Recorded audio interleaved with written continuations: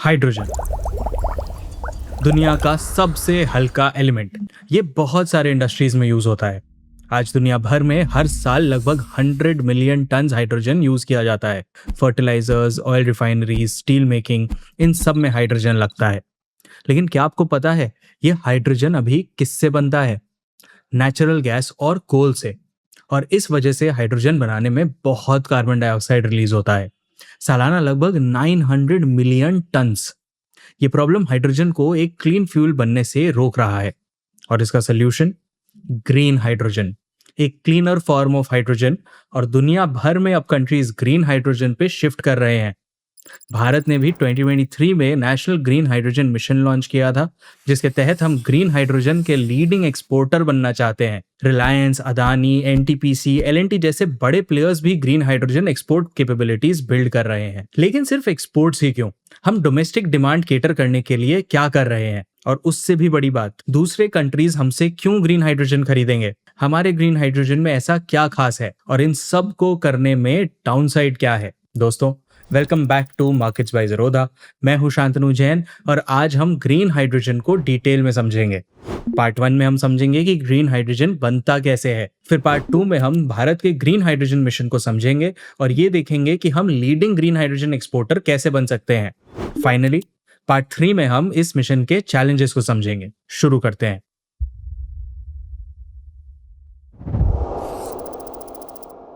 Hydrogen बनाने के 3 processes हैं और हर प्रोसेस से अलग टाइप का हाइड्रोजन बनता है। ग्रीन हाइड्रोजन, ब्लू हाइड्रोजन और ग्रे हाइड्रोजन। सबसे कॉमन है ग्रे हाइड्रोजन, जो नेचुरल गैस को हीट करने से बनता है। इस प्रोसेस में कार्बन डाइऑक्साइड एमिशंस हाई होते हैं। 1 केजी ग्रे हाइड्रोजन बनाने में लगभग 19 to 22 KGs carbon dioxide emit होता है। ब्लू हाइड्रोजन का प्रोसेस ग्रे हाइड्रोजन जैसा ही है, बस इसमें कार्बन एमिशंस को कैप्चर कर लिया जाता है, इसीलिए इसमें एमिशंस कम होते हैं, लगभग 5 टू 8 केजीज पर केजी ऑफ ब्लू हाइड्रोजन। लेकिन ब्लू हाइड्रोजन ग्रीन हाइड्रोजन से भी महंगा होता है। तीसरा टाइप है ग्रीन या क्लीन हाइड्रोजन। इसमें पानी को इलेक्ट्रोलाइसिस के थ्रू हाइड्रोजन और ऑक्सीजन में तोड़ा जाता है और इसके लिए जो बिजली लगती है वो सोलर या विंड जैसे रिन्यूएबल सोर्सेज से आती है। इसीलिए एमिशन सबसे कम है, 2.5 kgs of emissions per kg of green hydrogen produced as compared to 5 kgs for blue hydrogen and 19 kgs for grey hydrogen. आज के दिन टोटल हाइड्रोजन प्रोडक्शन का 75% ग्रे हाइड्रोजन है। ऐसा क्यों?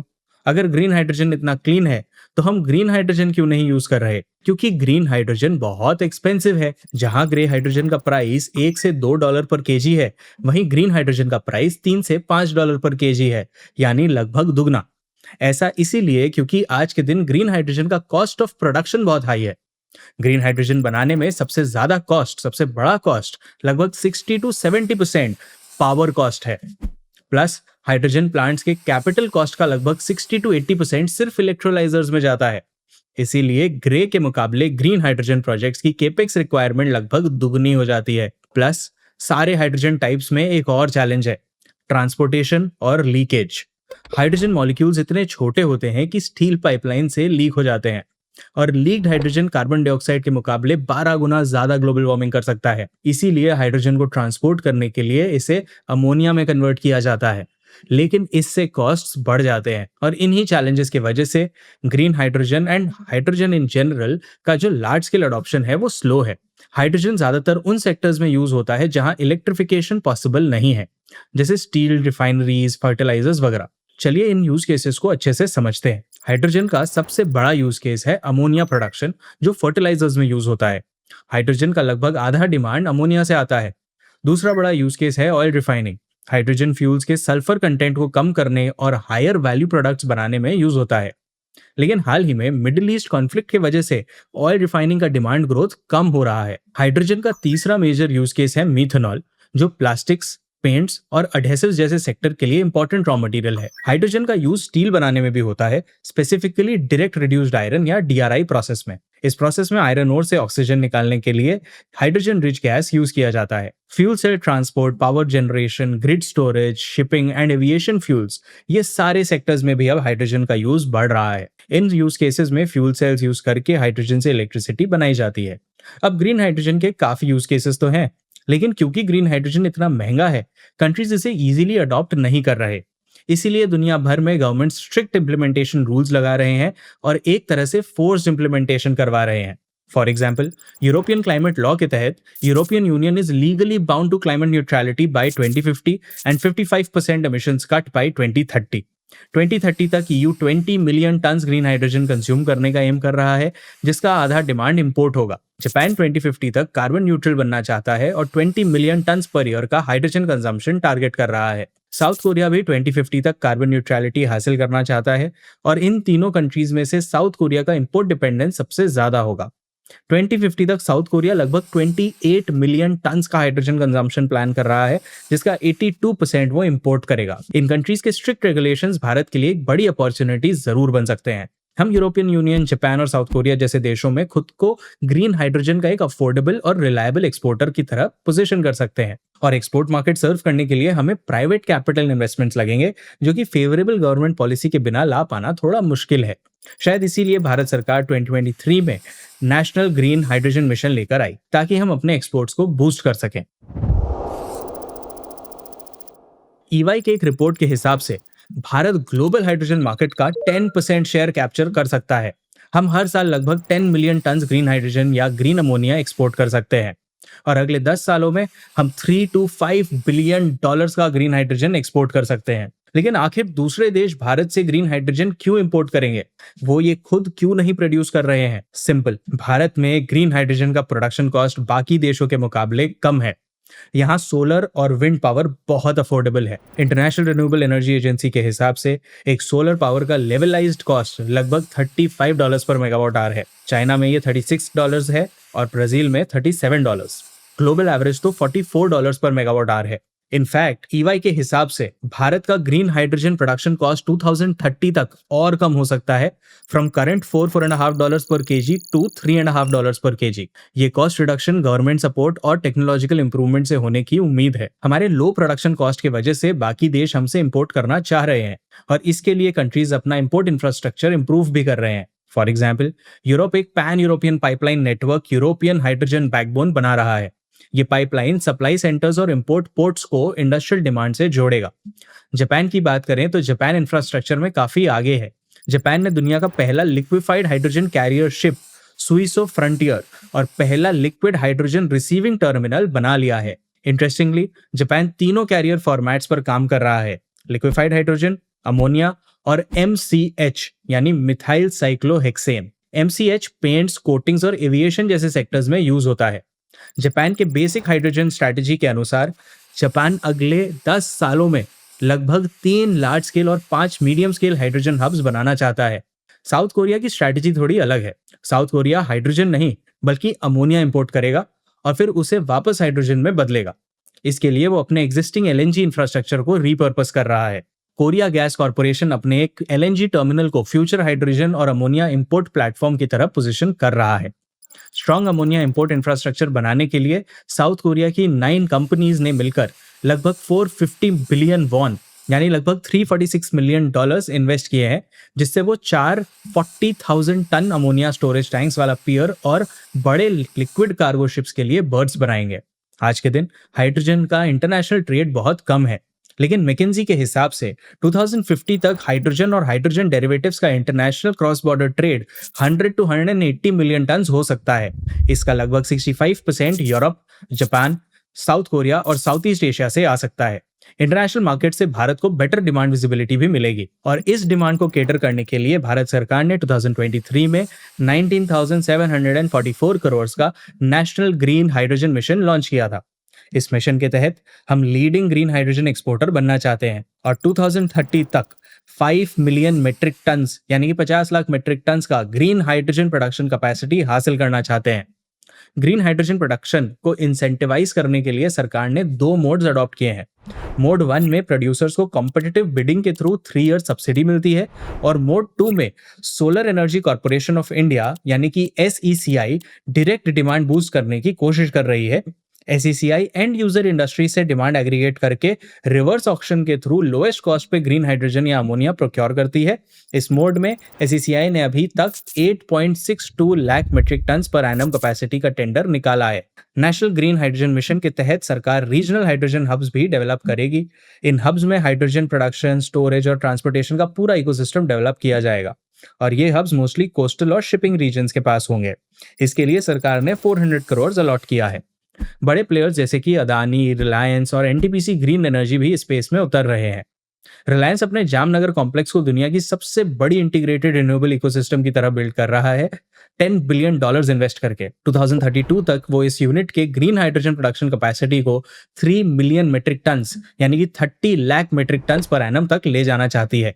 रिलायंस ने हाइड्रोजन इलेक्ट्रोलाइजर मैन्युफैक्चर करने के लिए डेनमार्क की एक कंपनी के साथ पार्टनरशिप किया है और ये गीगा फैक्ट्री 2026 एंड तक ऑपरेशनल होने की उम्मीद है। मार्च 2026 में रिलायंस ने साउथ कोरिया के सैमसंग सीएनटी कॉर्पोरेशन के साथ 15 साल का अमोनिया सप्लाई एग्रीमेंट भी साइन किया है, वर्थ $3 बिलियन। ये दुनिया के सबसे बड़े long term green ammonia deals में से एक है। अदानी ग्रुप भी दुनिया के सबसे बड़े ग्रीन हाइड्रोजन प्रोड्यूसर्स में से एक बनना चाहता है। अदानी अगले 10 सालों में $50 to $70 बिलियन इन्वेस्ट करके पूरा green energy value chain develop करेगा। कंपनी गुजरात में 10 lakh metric ton per annum capacity की एक ग्रीन हाइड्रोजन प्लांट लगा रही है जो फाइनेंशियल ईयर 27 में ऑपरेशनलाइज होने की उम्मीद है। कंपनी इस कैपेसिटी को अगले 10 साल में 3 गुना करना चाहती है with $50 billion of investment. NTPC green energy Andhra Pradesh government के साथ 1 लाख करोड़ का एक ग्रीन हाइड्रोजन हब बना रहा है जिसमें 20 gigawatt renewable energy, 1000 tons per day green hydrogen और 7500 tons per day green hydrogen derivatives जैसे मेथनॉल और यूरिया की फैसिलिटीज होंगी। एक्मे क्लीनटेक सॉल्यूशंस ने 2021 में राजस्थान में दुनिया का पहला ग्रीन हाइड्रोजन और ग्रीन अमोनिया प्लांट कमीशन किया था और कंपनी 2032 तक 10 मिलियन टन्स यानी कि 1 करोड़ टन्स की ग्रीन अमोनिया और green hydrogen annual production capacity develop करना चाहती है। हाल ही में एक्मे को 2 जापानीज कंपनीज आईएचआई कॉर्पोरेशन और मित्सुबिशी गैस केमिकल कंपनी से बड़े डील्स मिले हैं। एक्मे आईएचआई को हर साल 4 लाख टन्स ग्रीन अमोनिया और मित्सुबिशी को 1 lakh tons green methanol supply करेगा। ये जापान के साथ भारत के सबसे बड़े डील्स में से एक है। एलएनटी ने भी अपने लक्ष्य 2031 स्ट्रैटेजी में ग्रीन हाइड्रोजन और अमोनिया मैन्युफैक्चरिंग में एंट्री के लिए 15,000 करोड़ का कैपेक्स अनाउंस किया है। इस टेबल में हमने मेजर कंपनीज के ग्रीन हाइड्रोजन प्लान समराइज किए हैं, आप इसका स्क्रीनशॉट लेकर रख सकते हो। क्लियरली बहुत सारी कंपनीज इस स्पेस में इंटरेस्टेड है, लेकिन अभी ये प्रोजेक्ट कंस्ट्रक्शन फेज में है।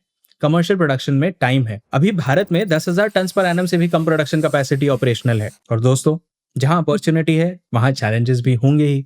हमने भारत के लिए इस सेक्टर में 3 मेजर चैलेंजेस आइडेंटिफाई किए हैं। चैलेंजेस समझना इंपॉर्टेंट क्यों है, ताकि हमें पिक्चर हमेशा होलिस्टिकली समझ में आए। ऐसा नहीं लगे कि भाई अपॉर्चुनिटी बड़ी है तो बस उसके पीछे दौड़ते चलो। हमें हमेशा समझना है कि भाई इसके पीछे चैलेंजेस क्या हैं और इसके पीछे क्या रीजंस हो सकते हैं कि ये टेक ऑफ नहीं करेगा। पेपर पे तो बहुत इंटरेस्टिंग लग रहा है ग्रीन हाइड्रोजन, बट प्रैक्टिकली इसमें क्या क्या चैलेंजेस है ये समझना बहुत जरूरी है। क्या क्या है ये चैलेंजेस? 3 मेन चैलेंजेस हैं: high import dependence, competition in export markets and weak domestic demand. चलिए तीनों को समझते हैं। पहला, हाई इंपोर्ट डिपेंडेंस। आज के दिन हम इलेक्ट्रोलाइजर्स के लिए इंपोर्ट पे डिपेंडेंट हैं और आपने देखा होगा, हमने जितने भी बाकी सारे वीडियोस बनाए हैं उसमें आपको समझ में आया होगा कि हम जब भी कुछ बनाना चाहते हैं, बनाने जाते हैं, उसमें हम रॉ मटेरियल के लिए किसी ना किसी और कंट्री पे डिपेंडेंट हो जाते हैं। तो हम ट्रूली कोई आत्मनिर्भर बन नहीं पा रहे हैं, इसमें हम कोई ट्रूली एक अपना खुद का इकोसिस्टम डेवलप नहीं कर पा रहे हैं। तो हम अगर सिर्फ इंक्रीमेंटल वैल्यू ऐड करते रहेंगे और हम अपना इंडिजिनस हमारे पास क्या अवेलेबल है उसके अराउंड चीजें नहीं डेवलप करेंगे तो ये हमारे लिए हमेशा ही एक प्रॉब्लम बनता जाएगा। हम इस प्रॉब्लम को रूट पे सॉल्व नहीं कर रहे हैं एंड फिर हम इस प्लेबुक से जितनी सारी और स्ट्रैटेजीज बनाते हैं, जितने सारे और पॉलिसीज बनाते हैं, वो भी सब के सब मिसडायरेक्ट हो जाते हैं। 10 साल बाद समझ में आता है कि भाई रॉ मटेरियल के लिए तो हमें अभी भी चाइना या कोई और कंट्री से, अफ्रीकन कंट्रीज से या साउथ ईस्ट एशियन कंट्रीज से लेना पड़ेगा माल, और हम हमारी फैक्ट्रीज बंद हो जाएगी अगर ये कंट्रीज हमें माल देना बंद कर दे। अब भारत की जो इलेक्ट्रोलाइजर मैन्युफैक्चरिंग कैपेसिटी है वो अभी सिर्फ 2 गीगावाट है और इसका भी बड़ा हिस्सा एक यूएस बेस्ड कंपनी ओमियम के पास है। ग्लोबल इलेक्ट्रोलाइजर मैन्युफैक्चरिंग कैपेसिटी का 60% शेयर चाइना कंट्रोल करता है। हम mostly China, south East Asia और यूरोप से इलेक्ट्रोलाइजर्स इंपोर्ट करते हैं। प्लस हाई एफिशिएंसी इलेक्ट्रोलाइजर्स में प्लैटिनम, इरिडियम और निकल जैसे क्रिटिकल मिनरल्स लगते हैं, ये भी हम मोस्टली इंपोर्ट करते हैं। अब दूसरा चैलेंज है high competition in export markets. और आपको पता ही है, हम जब भी एक्सपोर्ट मार्केट्स की बात करते हैं और वहां पे जब भी हम कोई भी ऐसे कमोडिटी की बात करते हैं, कोई हम रॉ मटेरियल की बात करते हैं या हम कोई भी वैल्यू एडेड प्रोडक्ट की भी बात करते हैं जो सामने वाला एज एन इनपुट यूज करेगा, उसमें हमें कहीं ना कहीं चाइना से चैलेंज आ ही जाता है। और इसके केस में, ग्रीन हाइड्रोजन के केस में, तो यूएई भी एक चैलेंजर है। यूएई में ग्रीन हाइड्रोजन का प्रोडक्शन कॉस्ट सबसे कम है, लगभग $2.7 पर केजी एज कंपेयर टू हमारे कंट्री का $4 to $4.5 पर केजी। 2030 तक यूएई का प्रोडक्शन कॉस्ट और कम होके $1.7 पर केजी हो सकता है। सऊदी अरेबिया अपने $8.4 बिलियन के NEOM प्रोजेक्ट पर काम कर रहा है, जहां वो दुनिया का सबसे बड़ा ग्रीन हाइड्रोजन प्लांट बिल्ड कर रहे हैं। इसकी कैपेसिटी 600 टन पर डे की होगी। चिली, इजिप्ट, मोरक्को, नामीबिया सब यूरोप से एफडीआई अट्रैक्ट करके एक्सपोर्ट के लिए पोर्ट्स बना रहे हैं। भारत में एनर्जी कॉस्ट भले ही कम है, लेकिन हम सबसे सस्ता हाइड्रोजन नहीं बनाते। भारत का हाइड्रोजन ऑस्ट्रेलिया से लगभग 40% महंगा है, यानी फाइनल कॉस्ट में हमारा एज नहीं है। हमारा competitive edge cheap renewable energy और फ्रेश वाटर अवेलेबिलिटी है। यूएई के पास चीप एनर्जी तो है, बट उन्हें अपने पानी को डिसैलिनेट करने के लिए काफी पैसे खर्च करने पड़ते हैं, तो वहां हमारे पास एक एडवांटेज है। बट वो कॉस्ट के टर्म्स में कैसे मटेरियलाइज करेगा? क्या वो हम भी इतना प्राइस रिड्यूस कर पाएंगे? हमारे एनर्जी कॉस्ट इतने हाई हैं, क्या हम उसे इतना रिड्यूस कर पाएंगे कि फिर ये हमारे लिए इररेलेवेंट हो जाए और हम भी कुछ $1.5 पर केजी में ग्रीन हाइड्रोजन बेचने लग जाएं? अब इसमें आता है तीसरा चैलेंज कि हम जो भी ये सब बिल्ड करने की सोच रहे हैं, बिल्ड करने की कोशिश कर रहे हैं, हम इसको एक्सपोर्ट को दिमाग में रख के कर रहे हैं। हमारा खुद का जो डोमेस्टिक डिमांड है वो बहुत ही वीक है। जैसा मैंने बताया, ग्रीन हाइड्रोजन ग्रे हाइड्रोजन से लगभग दुगने रेट पे बनता है। ऐसे में स्टील मिल्स, फर्टिलाइजर प्लांट्स और रिफाइनरीज जो ऑलरेडी थिन मार्जिन पे चलते हैं, उनके लिए ग्रीन हाइड्रोजन अडॉप्शन काफी महंगा हो सकता है। जहां भारत में ग्रे हाइड्रोजन का सप्लाई चेन मैच्योर हो गया है, वहीं ग्रीन हाइड्रोजन का सप्लाई चेन अभी भी वीक है। प्लस ग्रीन हाइड्रोजन का इंफ्रा सेटअप कॉस्ट भी महंगा है। हाइड्रोजन पाइपलाइन का कैपिटल कॉस्ट नेचुरल गैस के मुकाबले 110 to 150% ज्यादा है।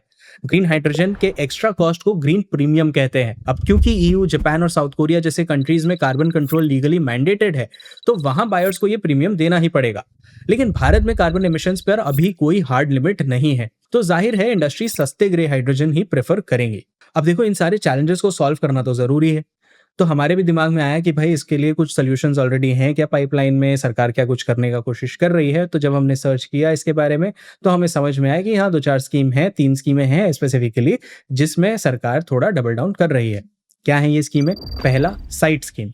इसके थ्रू एसईसीआई ने 3000 मेगावाट इलेक्ट्रोलाइजर मैन्युफैक्चरिंग कैपेसिटी का टेंडर निकाला है और रिलायंस, अदानी, ग्रीनको और एलएनटी जैसे प्लेयर्स ने भी स्पेस में एंट्री लेने की अनाउंसमेंट की है। उम्मीद है कि 2030 तक हमारी electrolyser manufacturing capacity at least 15 gigawatt per annum हो जाएगी। दूसरी स्कीम है कि सरकार पायलट फंडिंग दे रही है। सरकार ने फाइनेंशियल ईयर 26 तक ट्रांसपोर्ट और शिपिंग सेक्टर में ग्रीन हाइड्रोजन अडॉप्शन के लिए 600 करोड़ के आसपास अलॉट किया था। हाल ही में लॉन्च हुआ हाइड्रोजन ट्रेन भी इसी पायलट प्रोजेक्ट का हिस्सा था। स्टील सेक्टर में ग्रीन हाइड्रोजन अडॉप्शन के लिए फाइनेंशियल ईयर 30 तक 455 करोड़ एलोकेटेड है।